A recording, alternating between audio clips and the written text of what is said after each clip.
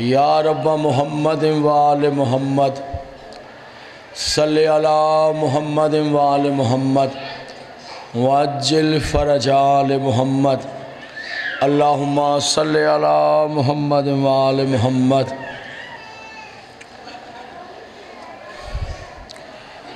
بسم اللہ الرحمن الرحیم الحمد لأہلہ والصلاة علی اہلہا اما بعد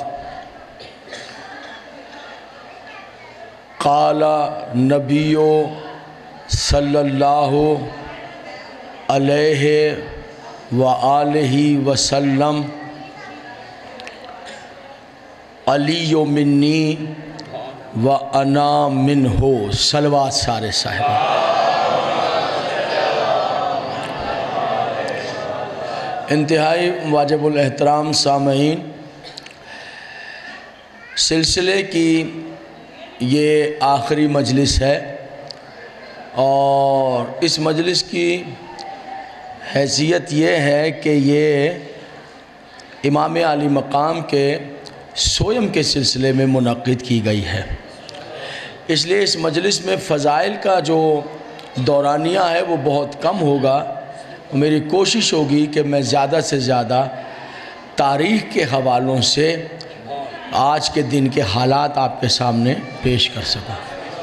ذرا سی زحمت فرمائیں، منتشر بیٹھیں، تھوڑا اٹھ کے آگے آ جائیں، ایک ماحول بن جائے گا، دو چار باتیں میں آسانی سے کر سکوں گا۔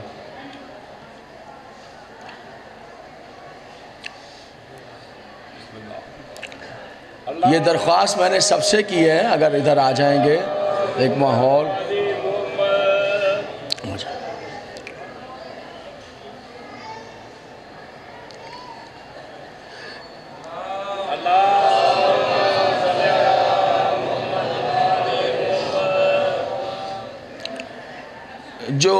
جس حدیث پر مسلسل گفتگو ہوتی رہی وہ یہ تھی کہ ہم پیغمبر اکرم کی حدیث پڑھتے رہے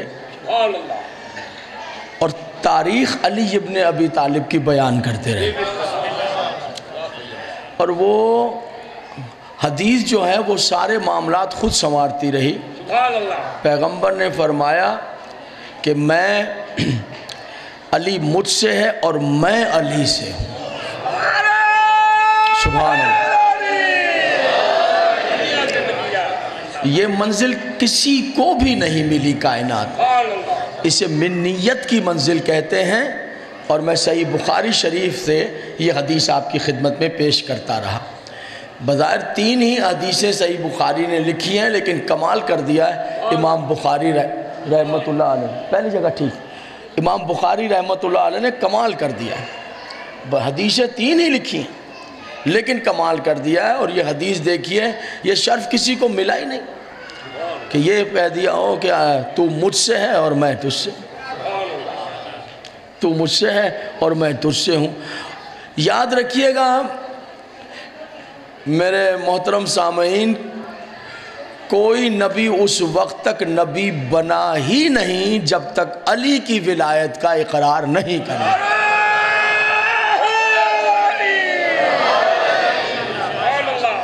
یہ مسلمہ حقیقت، جہاں چاہے آپ، جس وقت چاہے آپ سنی ہو، آپ شیعہ ہو، مجھ سے ملاقات کر لیجئے اور میں آپ کی خدمت میں کتابیں پیش کر دوں گا۔ آپ سنی شیعہ کتب میں دیکھ لیجئے، کسی نبی کو اس وقت تک نبوت نہیں ملی ہے جب تک کہ اس نے مولا علی کی ولایت کا اقرار نہیں کر لیا۔ فیصلہ آپ کے ہاتھ میں، آپ خود ہی فیصلہ۔ جب نبیوں کو نبوت نہیں ملتی ہے علی ولی اللہ پڑھے بغیر، تو آپ کو اور میرا ایمان کہاں سے باقی رہ جائے گا علی ولی اللہ پڑھے بغیر؟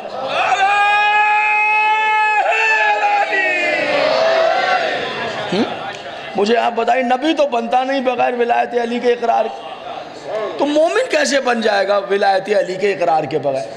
اس پہ ناراض ہونے والی بات نہیں ہے، یہ بات نہ تو کسی پہ تنقید کی جا رہی ہے نہ کسی کو ناراض کرنے کے لیے، یہ تو سنی شیعہ دوست ہیں، ہم آپس میں بیٹھ کر طے کر رہے ہیں کہ کوئی ایسی راہیں نکل آئے کہ ہمارا بھی مقدر سنور جائے۔ اور مقدر اس وقت سنورتا ہے جب ہاتھ میں علی کا دامن ہوتا ہے۔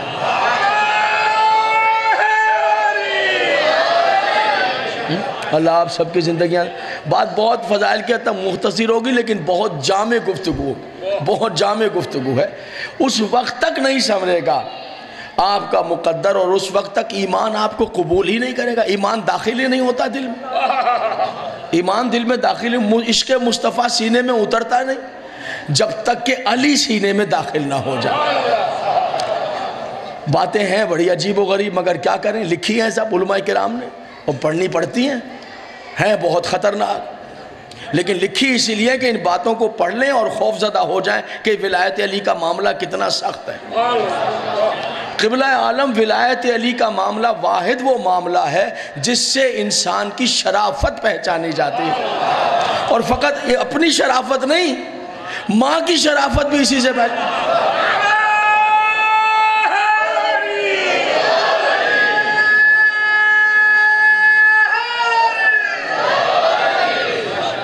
یہ سیدھی سی بات ہے، یہ طے شدہ بات ہے۔ اور تاریخ طبری میں لکھا ہوا ہے، ایک بہت بڑے بزرگ صحابی کا قول لکھا ہوا ہے، وہ کہتے ہیں کہ جب ہمیں مومن اور منافق کی پہچان کرنی پڑتی تھی کہ یہ آدمی جو آ رہا ہے یہ مومن ہے، بزم رسول میں آ رہے ہیں، وہ کہتے ہیں بزم رسول میں منافق بھی آتے تھے۔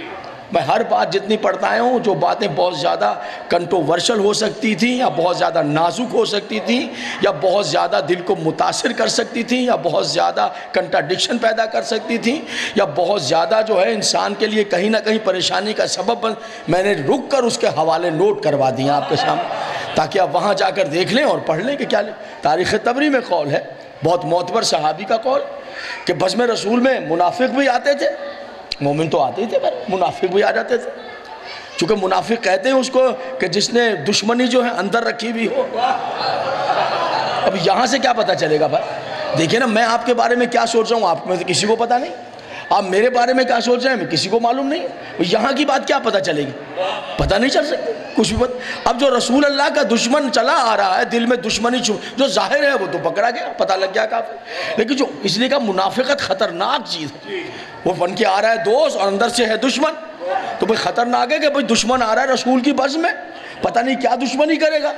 اب دشمن ہے، دشمنی اس نے چھپائی ہوئی ہے، اوپر سے وہ کلمہ پڑھ رہا ہے۔ کیا کہنا صحابہ کا رضی اللہ تعالیٰ عنہ رضوان اللہ علیہم، صحابہ نے ایک میزان تلاش کر لیا، ایک کلیہ تلاش کر لیا، ایک مہک تلاش کر لیا، ایک ترازو تلاش کر لیا، ایک کسوٹی تلاش کر لی، جس سے فوراً پتہ چل جاتا تھا کہ منافق کہاں ہے اور مومن کہاں ہے، کون مومن ہے، کون کس کے دل میں منافقت ہے، کس کے دل میں محبت ہے۔ اور تاریخ طبری میں یہ قول ہے کہ نبی کی بز میں منافق بھی آتے تھے۔ چلو ایک بات تو اتنا پتہ چل گئی کہ نبی کی بز میں منافق بھی ہوتے تھے، اور ہم ان منافقوں کو کس طرح پہچانتے تھے کہ جس آنے والے پر ڈاؤٹ ہو جاتا تھا، شک ہو جاتا تھا، اس کے سامنے علی کا نام لے لیتے تھے۔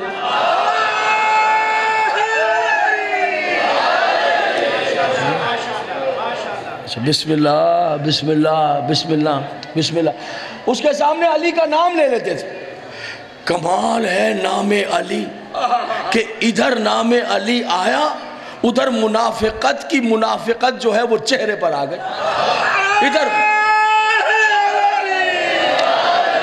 منافق کی منافقت جو ہے وہ دل میں رہ ہی نہیں سکتی، فوراً لعنت بن کے چہرے پر آ جاتی۔ علی کا نام کسوٹی ہے، مہک ہے، میزان ہے، ترازو ہے، اچھے اور برے کی پہچان، بس لے کر دیکھ لیجئے فوراً پکڑا جائے گا مومن ہے یا منافق۔ کیسی عجیب و غریب۔ مجھے ایک بات بتائیے آپ، غدیر کے میدان میں آواز دی، من کن تو مولا ہو فہذا علی مولا، سماعت فرمائے حضور علی۔ یہ مقام دیکھیے، یہ پانچواں عشرہ اور 50واں تقاریر آپ کے سامنے آ چکے، 13ویں مجلس اختتامی ہے، جملہ سماعت فرمائے، ساری تقریروں کو سامنے رکھ کر جملہ، جس کا میں مولا ہوں اس کا علی مولا ہے، اور ہاتھوں پر اٹھایا ہے، ہاتھوں پر بلند کیا ہے۔ حضور علی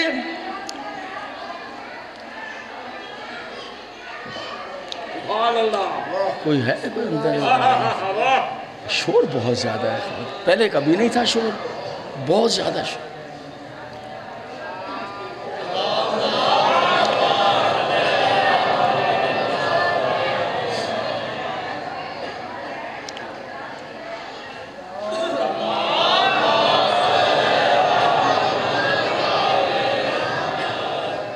صلوات پڑھ دیں محمد اور آل بیت میں۔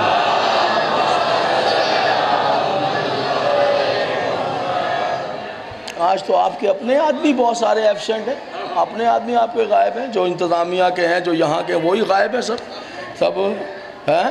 ہاں یہ بات صحیح ہے، یہ بات صحیح ہے۔ مجھے کہتے تھے ہم بھی ریسٹ پر چلے جاتے جناب۔ ہاں یاد رکھیے گا، ماتم حسین، عشق اہل بیت، عزاداری سید الشہداء بیماریاں اور تھکن کو دور کرنے کے لیے ہوتا ہے۔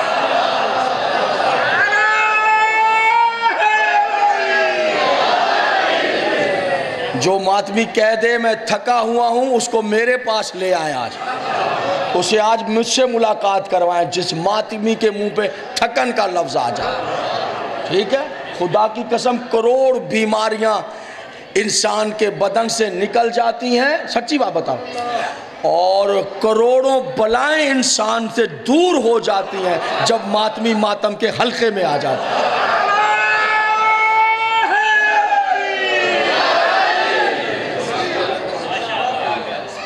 اللہ آپ کی زندگیاں دراز کریں۔ عجیب و غریب حدیث ہے، آپ کے پاس 4 کتابیں ہیں احادیث کی، اصول کافی، تہذیب، استبصار، من لا یحضر الفقیہ۔ سنیے جملہ سنیے، 4 کتابیں آپ کے پاس ہیں، 6 کتابیں برادران اہل سنت، باتیں ضائع نہ ہو جائیں، باتیں بہت قیمتی ہیں، یعنی محرم پڑھ کے پھر اس طرح بات کرنا یہ بہت ہے۔ 6 کتابیں یہ کام آئیں گے اگر اسے آپ یاد رکھ لیں گے، اور یہ اپنے گھر میں اپنے بچوں کو بتانی ہے، یہ باتیں بچوں کو بچیوں کو یاد کرانی ہے۔ 6 کتابیں برادران اہل سنت والجماعت کے پاس ہیں، صحیح بخاری سے لے کر ابن ماجہ تک، یہ بھی احادیث کی کتابیں، وہ بھی احادیث کی کتابیں، یہ ملا کر ہم مسلمانوں کے پاس تقریباً ہزاروں احادیث بن جاتی، لاکھوں کے قریب احادیث ہیں پیغمبر اسلام کی۔ سنیوں کے پاس 6 کتابیں، ہمارے پاس 4 کتابیں، ہم ملا کر پڑھیں احادیث ہمارے پاس ماشاءاللہ لاکھوں حدیثیں تاجدار مدینہ کی ہمارے پاس۔ میرے سنی شیعہ دوستو، ان لاکھوں حدیثوں میں واحد حدیث ہے غدیر۔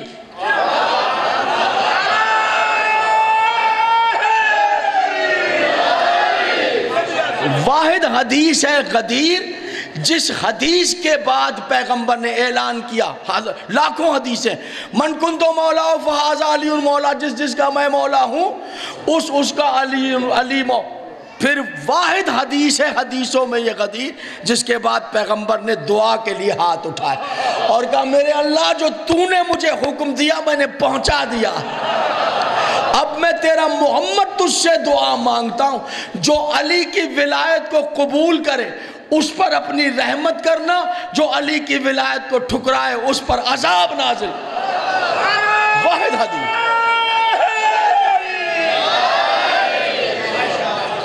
حدیثوں کی احادیث کی دنیا میں واحد حدیث ہے حدیث غدیر، جس میں بعد میں پیغمبر نے پروردگار میں تجھ سے دعا مانگ رہا ہوں، جو علی کو دوست رکھے تو بھی اس کو دوست رکھ، جو علی سے دشمنی کرے میرے اللہ تو اس کا دشمن ہو جا،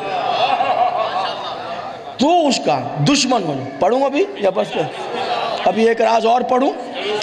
اچھا، کہاں دکھایا؟ کاندھے پر 1.25 لاکھ 1.5 لاکھ کے مجمع میں اٹھا کر دکھایا، من کنتو مولا فہذا علی مولا۔ اب دیکھتے ہیں علی ولی اللہ کیا ہے۔ بس یہاں پہ تقریر تمام۔ حیرت انگیز نتیجہ آپ کی سماعتوں کے لیے نظر، اگر تھکے ہوئے نہیں ہیں تو انہوں نے پہلے بتا دیا کون کون تھکا، آپ میں تھکا ہوا کوئی ہے؟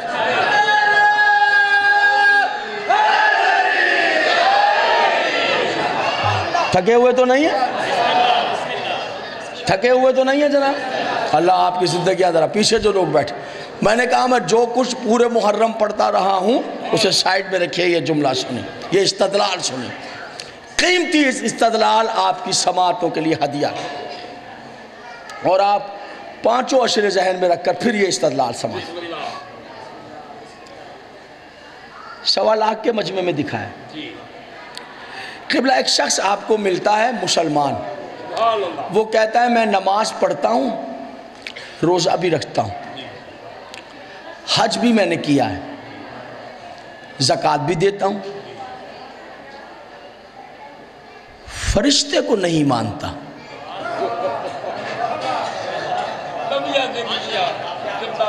استدلال، میں فرشتے کو نہیں مانتا۔ کہیے اسلام کا فیصلہ سنائیے کیا ہے، کیا فیصلہ ہے اسلام کا؟ دیکھیں یہ ہوتے مجلسی لوگ، یہ ہیں زینت مجلس، یہ ہیں رونق مجلس، ایسے بزرگوں کو اللہ زندگیاں دے، اب تو خیر ناپید ہو گئے، اور جوان سمجھیں ان باتوں کو کہ مجلس میں رونق کس طرح بنا جاتا ہے، ٹھیک ہے؟ ابھی تو میرے نوجوانوں کے چہرے پر شقیفے کی بھرپور تھکن چڑھی ہوئی، شقیفہ چھا گیا، شقیفہ چڑھ گیا ان کے چہروں پر۔ ہاں اب پتہ چلا ہے کچھ غدیر سے وابستگی ہے آپ۔ میں فرشتے کو نہیں مانتا، میں روزہ رکھتا ہوں، نماز بھی پڑھتا ہوں، حج بھی کرتا ہوں، زکوٰۃ بھی دے، بس میں فرشتوں کو نہیں مانتا۔ اسلام کا حکم یہ ہے وہ شخص دائرہ اسلام سے خارج ہے، باہر، شیعہ ہو سنی ہو، دائرہ اسلام سے خارج، کافر ہو گیا، یہودی ہو گیا، اس طرح جو ہو گیا، بدتر ہو گیا، نکل گیا دائرہ اسلام سے، نکل گیا، خارج ہو، کوئی تعلق اس کا اسلام سے، نمازیں نہیں، کچھ بھی نہیں۔ اچھا ایک شخص آپ کو ملتا ہے، وہ کہتا ہے جناب بات یہ ہے میں فرشتوں کو بھی مانتا ہوں، میں نمازیں بھی پڑھتا ہوں، میں روزے بھی رکھتا ہوں، میں توحید کو بھی مانتا ہوں، میں لا الہ الا اللہ بھی پڑھتا ہوں، محمد رسول اللہ بھی پڑھتا ہوں، پیغمبر اکرم کی نبوت کو بھی مانتا ہوں، میں قرآن کو بھی مانتا ہوں۔ سنیے گا حضور، میں قرآن کو بھی مانتا ہوں، نبوتوں کو بھی مانتا ہوں، فرشتوں کو بھی مانتا ہوں، میں جنت کو نہیں مانتا۔ بولیے کیا فیصلہ ہے اسلام کا؟ میں جنت کو نہیں مانتا، صحیح کہا آپ نے، اسلام سے باہر، وہ دائرہ اسلام سے باہر ہے، سن رہے ہیں جناب، توجہات ہے، وہ دائرہ اسلام سے خارج ہے، اس کا اسلام سے کوئی تعلق نہیں، یعنی توحید کو ماننا، نبوتوں کو تسلیم کرنا، کتاب خدا کو ماننا، روزے رکھنا، نماز پڑھنا، سب ختم، کیا کیا گناہ؟ جنت کو نہیں مانا۔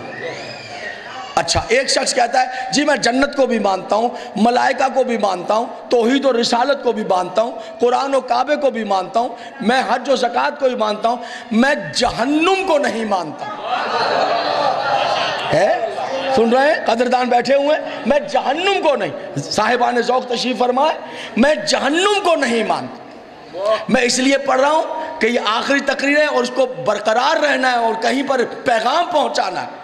میرا مقصد فقط آپ نہیں ہے، میرا مقصد دور دور تک ہے، کہیں پیغام پہنچ جائے، کہیں سفر کر جائے ولایت علی کسی دل میں، کہیں بجھا ہوئے چراغ جل جائیں، یہ ہے میرا مقصد، اور پیار کے ساتھ اور محبت ہو۔ تھکے ہوئے تو نہیں ہے جناب؟ بہت قیمتی استدلال آپ کی سماعتوں کے لیے ہدیہ کر رہا ہوں۔ میں قرآن کو مانتا ہوں، توحید کو مانتا ہوں، نبوتوں کو مانتا ہوں، قرآن کو مانتا ہوں، کعبے کو مانتا ہوں، نماز روزے حج زکوٰۃ فرشتوں کا قائل ہوں، جنت کو بھی مانتا ہوں، میں جہنم کو نہیں مانتا۔ میں نکل جاؤ کافر زندیق، نکل جاؤ، اسلام سے کوئی تعلق۔ بھائی میں نے توحید کو مانا ہے، میں نے نبوتوں کو مانا ہے، اب یہ کیا مسئلہ ہے کہ میں توحید کو بھی مان رہا ہوں، میں نبوتوں کو بھی مان رہا ہوں، میں قرآن پاک کو بھی مان رہا ہوں، میں حج کیا ہے، کعبے کو بھی مان رہا ہوں، میں نماز بھی پڑھ رہا ہوں، میں روزے بھی رکھ رہا ہوں، ایک میں نے جنت کو نہیں مانا ہے، آپ اسلام سے مجھے نکال رہے ہیں، میں نے جہنم کو نہیں مانا ہے، مجھے اسلام سے نکال رہے ہیں، میں نے فرشتے کو نہیں مانا ہے، آپ کہہ رہے ہیں اسلام سے نکل جائے، نہیں ماننا پڑا۔ دیکھیں ماننے میں مجھے تکلیف ہو رہی ہے نا، میں انسان ہوں، میرے پاس عقل ہے، میں نے فرشتے کو دیکھا نہیں ہے،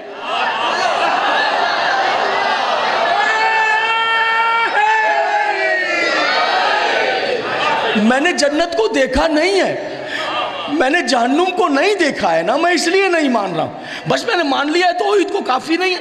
میں نے پاکیزہ نبی کا کلمہ پڑھ لیا، کافی نہیں ہے۔ میں کعبے کو مان رہا ہوں، کافی نہیں ہے۔ میں حج کر رہا ہوں، میں زکوٰۃ دے رہا ہوں، میں نماز پڑھ رہا ہوں، میں روزے رکھ رہا ہوں، کافی نہیں۔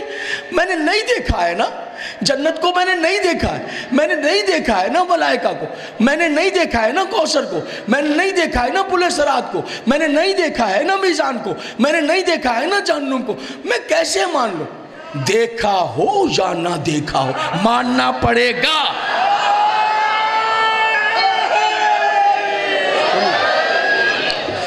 تمہاری حیثیت کیا ہے؟ تمہارے دیکھنے کی اوقات کیا ہے؟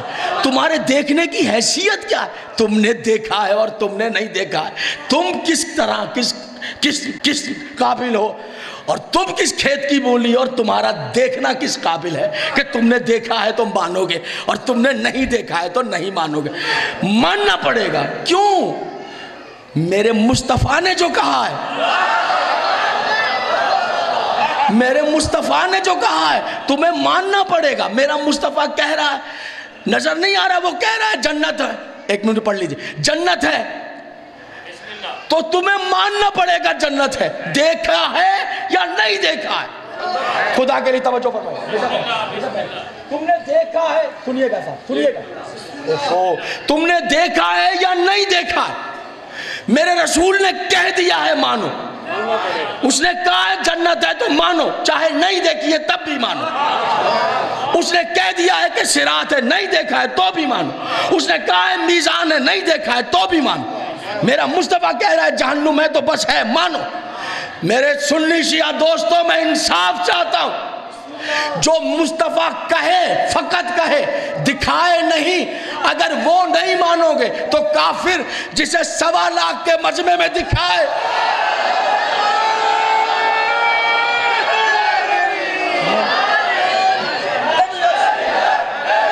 بسم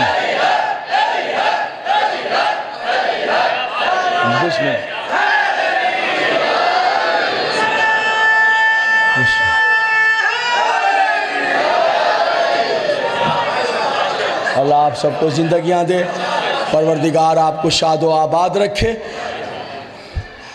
ان غریبوں کا سویم کرنے آ گئے ہو جن کا کوئی سویم کرنے والا رہا ہی نہیں تھا۔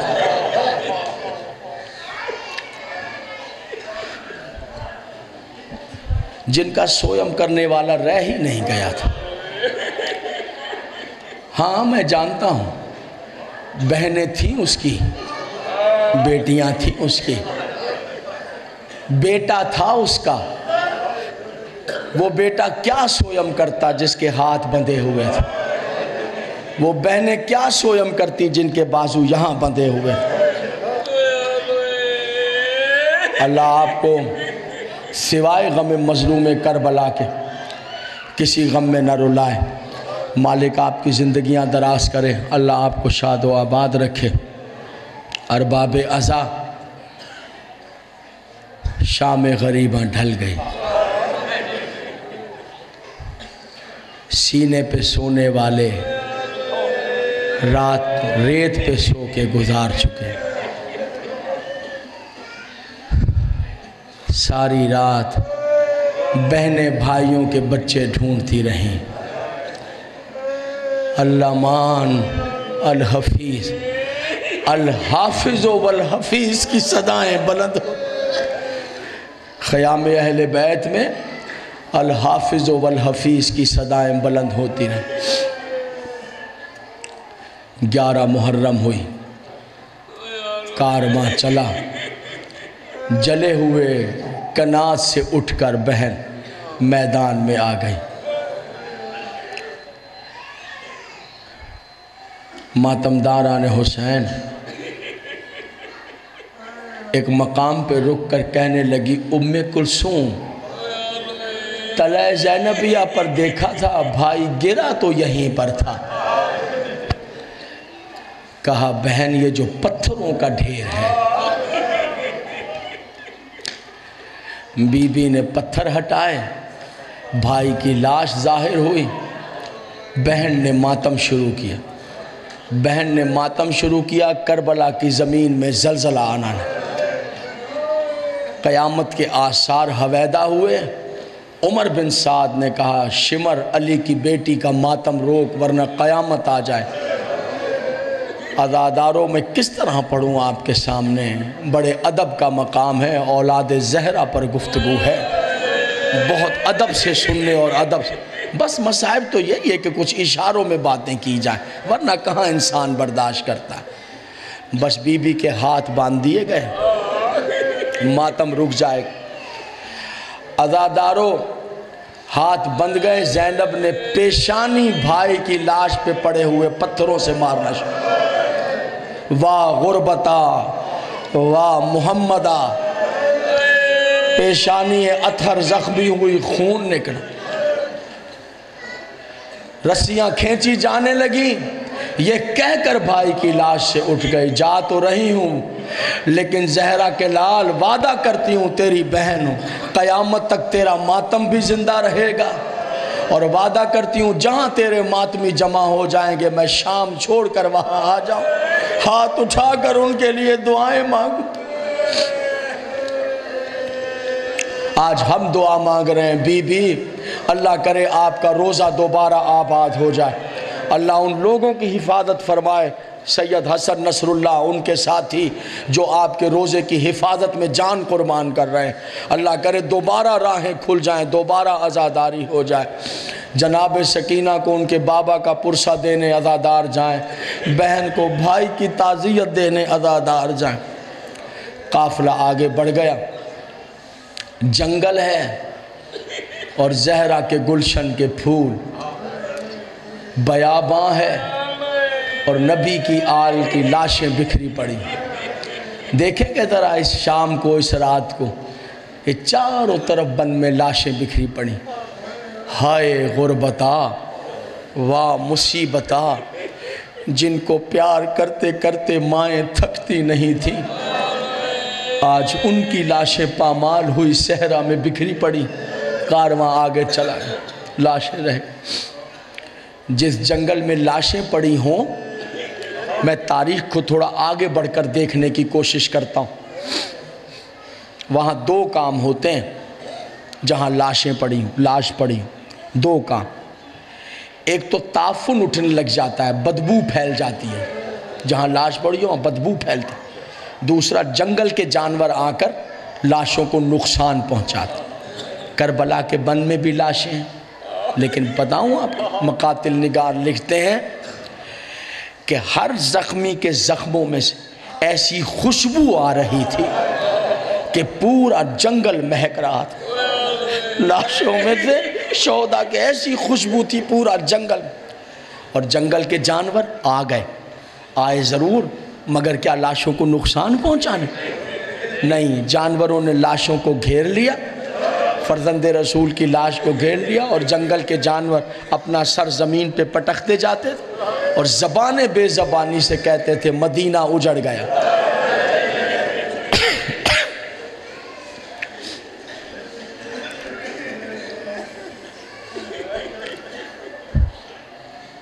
بارہ کی صبح ہوئی، بنی اسد کی عورتیں اٹھی، مردوں سے کہا تمہیں یاد ہے جب سیدہ کے لال نے زمین خریدی تھی تو ہبہ نامہ ہمارے نام کیا تھا اور ہم سے کہا تھا کہ میری لاش کو دفنانے کے لیے آ جانا۔ پھر جب تم چلے آئے سارے مرد تو تم سے کہا اپنی عورتوں کو بھیجو، پھر ہم گئیں تو رسول کے بیٹے نے ہم سے کہا تھا کہ ممکن ہے تمہارے مرد جان کے خوف سے میدان میں نہ آئیں، تم تو عورتیں ہو نا، تم تو عورتیں ہو، سر پہ برقعے پہن کر آ جانا، میری لاش کو دفنا دیں۔ پھر جب ہم جانے لگے تو ہم سے کہا تھا تم بنی اسد کی عورتیں جاؤ مگر اپنے چھوٹے چھوٹے بچوں کو میرے پاس۔ پھر جب ہمارے بچے گئے اور فرزند رسول کی مسند کو گھیر لیا تو ان سے کہا تھا بچوں ہو سکتا ہے خوف کے مارے تمہارے ماں باپ نہ آئیں، تم تو چھوٹے چھوٹے بچے ہو نا، کھیلتے کھیلتے میدان میں آ جانا، جھولیوں میں مٹی لے کر، جھولیوں میں خاک لے کر میری لاش پر ڈال دیں۔ چلو وعدہ پورا کریں، بنی اسد کے مردوں نے کہا جان کا خوف، وعدہ ضرور کیا جان کا خوف، اگر دفن کرنے گئے مارے جائیں۔ بنی اسد کی عورتوں نے سر سے چادریں اتاری اور اپنے مردوں کی جانب پھینک دی، کہنے لگی یہ چادریں اوڑھ کر تم بیٹھو، یہ کھدائی کے اوزار ہمیں دو، ہم جا کر زہرا کے غریب بیٹے کی لاش کو دفن، اگر ہم نہیں گئے قیامت کے روز بنت رسول کو کیا مجھے۔ عورتیں چلیں، چند قدم چلی تھی، مردوں کی غیرت بیدار ہوئی، آواز دی ٹھہرو ہم بھی آتے، مرد بھی آ گئے، عورتیں، بچے، بوڑھے، جوان بنی اسد کے، پھر کھدائی کے سامان، پھاوڑے، بیلچے کاندھے پہ رکھے، پھر دوڑتے دوڑتے کربلا کی طرف چلے، دوڑتے کربلا کی طرف۔ میں نے اپنی آنکھوں سے دیکھا ہے، چودھری نعیم عباس صاحب تشریف فرما ہیں، انہوں نے دیکھا ہے چہلم کے دن اور ابھی جو 10 محرم کر کے زوار آئیں گے، میں نے آنکھوں سے دیکھا ہے آج بھی بنی اسد اسی طرح آتے ہیں۔ ان کی عورتوں نے کالے برقعے پہنے اور مٹی ان کے برقوں پہ لگی ہوتی ہے، ان کے چہروں پہ لگی ہوتی ہے، ان کے بدن پہ مٹی، ساتھ میں بچے بھی ہیں، بوڑھے جوان بھی ہیں، کھدائی کا سامان، اور دوڑتے آتے ہیں۔ وہ جو منظر ہے بنی اسد کا، جتنے لوگ، لاکھوں کروڑوں کا مجمع ہے، جتنے لوگ دیکھتے ہیں وہ رقت کے مارے دیواروں سے تھر ٹکرانے لگے۔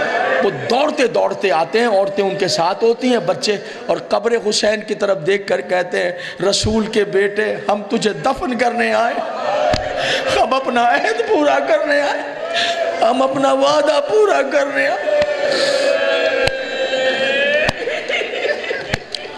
اولاد کے سکھ دیکھے آئے، کسی غم میں نہ روئے سوائے غم میں۔ اللہ لے جائے کربلا، یہ منظر دیکھیں آپ اپنی، جو زوار گئے مولا خیریت سے لوٹائے ان کو۔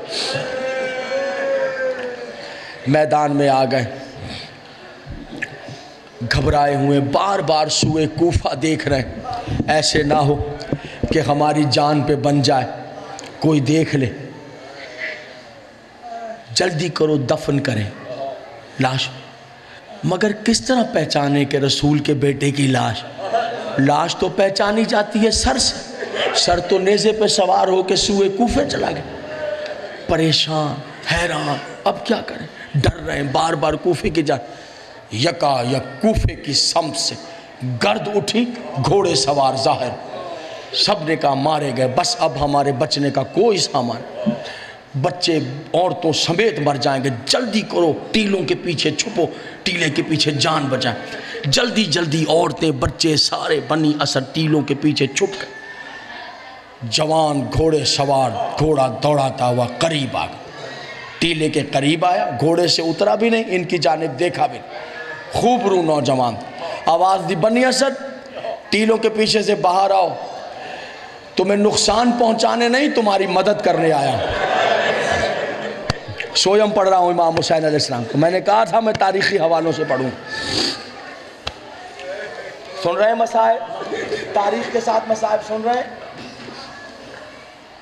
ڈرتے ہوئے باہر آئے، خوب رو نوجوان گھوڑے کی زین سے نیچے اتر گئے،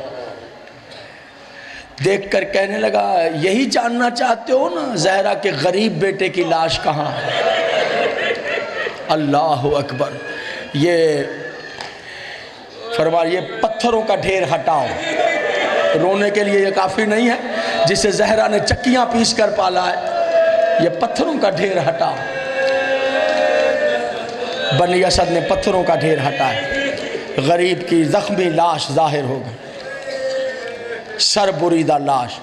بنی اسد کہتے ہیں جوان نے اپنے آپ کو لاش پر گرایا، تڑپ تڑپ کے جوان نے ماتم کرنا شروع کر دی، تڑپ تڑپ کے رونا شروع۔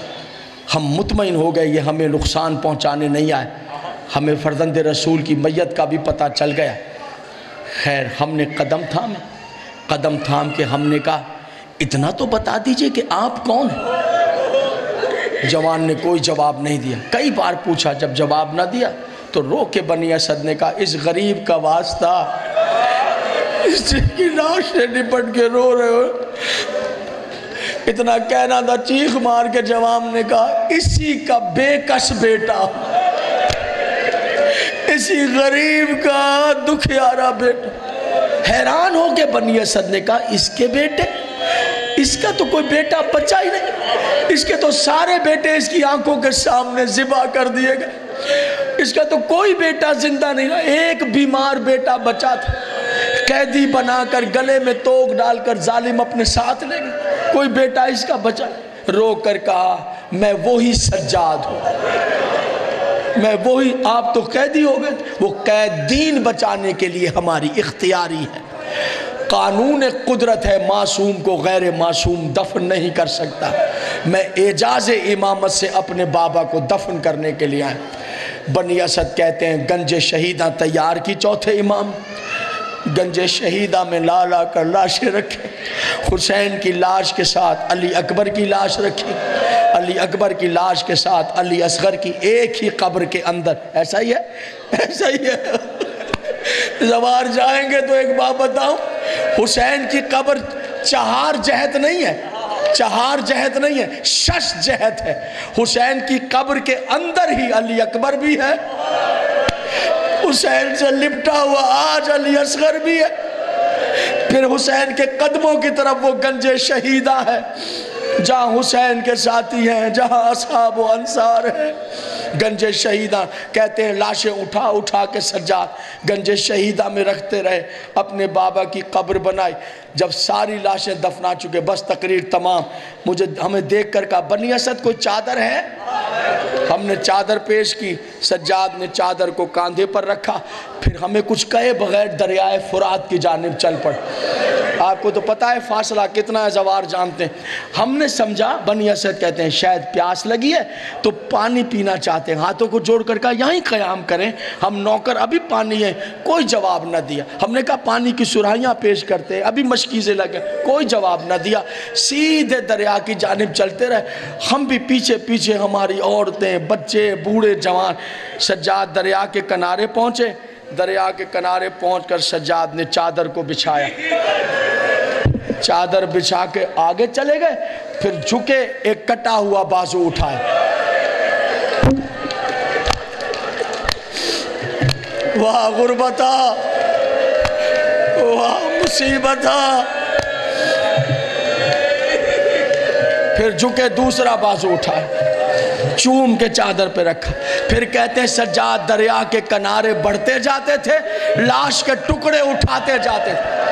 ہم نے پوچھا کس کی لاش؟ کہا میرا چچا عباس۔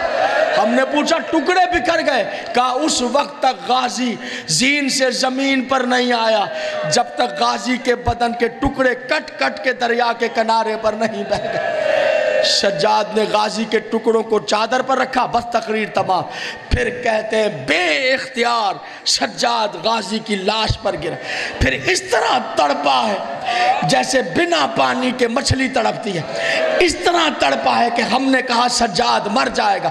تڑپتے تڑپتے سجاد نے لپٹ کر کہا چچا جی تو چاہتا ہے زندگی بھر آپ کی قبر کا مجاور بن کر بیٹھ جاؤں، جی تو چاہتا ہے آپ کو چھوڑ کے نہ جاؤں، لیکن چچا معاف کیجئے گا، میری پھپھیاں تنہا ہے، میری بہنوں کے سر پہ ردا نہیں ہے، چچا مجھے قافلے میں جانا ہے، بس چچا جاتے جاتے آپ کو ایک بات بتا کر جاؤں، چچا جس وقت آپ دریا پہ شہید ہو گئے، آپ خیمے میں نہ آئے، بابا آپ کا خالی علم لے کر آئے، چچا بیویوں نے حلقہ باندھا، جب دیکھا غازی گر گیا دریا پر تو بیویوں نے آپ کے علم کو دیکھ کر ماتم کرنا شروع کیا۔ چچا کسی بیوی نے یہ نہیں کہا ہائے عباس، کسی بیوی نے نہیں کہا ہائے چچا، کسی بیوی نے نہیں کہا ہائے چچا، ہر بیوی نے، مجھے آپ کی وفاؤں کی قسم، ہر بیوی نے آپ کا خالی علم دیکھ کر منہ پیٹ کر ایک ہی بیان کیا ہائے میرا برقع، ہائے میرا پردہ، ہائے میرا حجاب۔ الا لعنت اللہ علی القوم الظالمین۔ دعا وَسَيَعْلَمُ الَّذِينَ ظَلَمُوا أَيَّ مُنْقَلِبٍ يَنْقَلِبُونَ۔ میرے اللہ ان آوازوں پر اپنی رحمت نازل فرما۔ میرے اللہ جو آنکھیں غم حسین میں اشک بار ہیں، سوائے غم مظلوم کربلا کے انہیں کوئی غم نہ دکھا۔ میرے اللہ جو بیمار ہیں انہیں شفا عطا فرما، جو بے روزگار ہیں انہیں روزگار عطا فرما۔ پروردگار عالم جن کے پاس اولاد نرینہ نہیں ہے انہیں اولاد نرینہ عطا فرما۔ میرے اللہ جو بچیاں گھروں میں بیٹھی ہیں ان کے مقدر کے ستاروں کو روشن فرما۔ میرے اللہ جو زائرین گئے ہیں چاہے بائی ایئر گئے ہوں بائی روڈ گئے ہوں، پروردگار خیریت سے زواریوں سے واپسی پر اپنے اپنے گھر پہنچا۔ میرے اللہ جو مومنین اس وقت دنیا میں نہیں ہیں ان کے درجات امام حسین کی جنتوں میں بلند فرما۔ یہاں پر جن مومنین کی خدمات ہیں جو اب سادات مومنین جو اب نہیں ہیں، علامہ ناصر شہید صاحب، نسیم عباس صاحب جو اب دنیا سے چلے گئے، کوئٹہ کے شہید، ہزارہ کے رہنے والے، پروردگار ہزارہ برادری سب کو امام حسین کی جنتوں میں اعلیٰ مقام عطا فرما۔ ان کے سوگواروں کو صبر جمیل اور رزق کثیر عطا فرما، طالب علموں کو کامیابیاں عطا فرما۔ پروردگار عالم جتنی دعائیں دلوں میں مچل رہی ہیں میرے مولا، یہ تمام دعائیں اس سے قبل کہ مجلس کا اختتام ہو یک جنبش قلم قبول فرما۔ دور دور سے خواتین تشریف لاتی رہی، پروردگار ان کی گود کو شاد و آباد رکھ۔ میرے مولا ان کی گود کے پھولوں کو ہمیشہ مہکتا رکھنا۔ میرے اللہ ان میں جو بے اولاد ہیں انہیں اولاد عطا فرما، جو پریشان حال ہیں ان کی پریشانیوں کو دور فرما۔ میرے اللہ ان کی عزت، آبرو، ناموس، جان و مال کی حفاظت فرما۔ حج و زیارات کا شرف عطا فرما، پر انوار روزوں کی حفاظت فرما۔ میرے اللہ امام زمانہ کا ظہور فرما، ہمیں ان کے نالین چومنے کا شرف عطا فرما۔ اللہم کل ولیک الحجت ابن الحسن صلواتک علیہ وعلی آبائہ فی ہذہ الساعۃ وفی کل ساعۃ ولیم وحافظم وقائدم وناصرم ودلیلم وعینا حتی تسکنہ ورزق طوعا وتمتعہ فیہا طویلا۔ یا رب محمد وآل محمد صلی علی محمد وآل محمد وعجل فرج آل محمد۔